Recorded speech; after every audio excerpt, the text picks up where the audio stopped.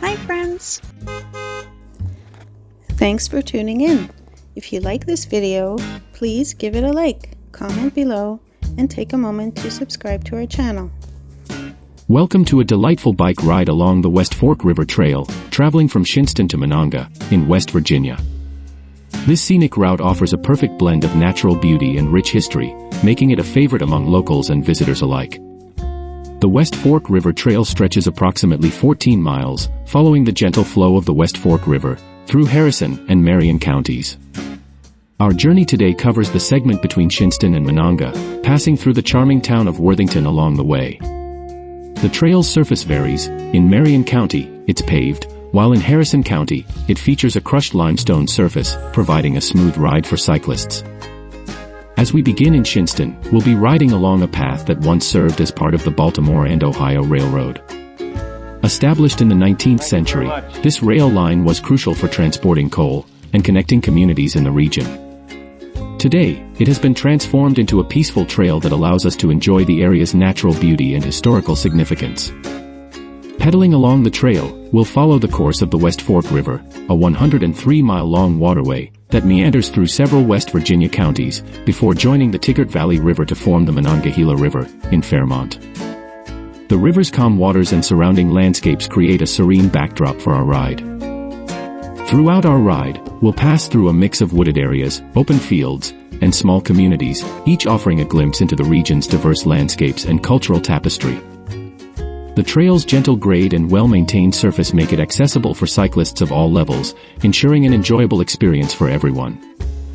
Whether you're here for the exercise, the scenery, or a bit of both, this trail offers a memorable journey through the heart of the Mountain State.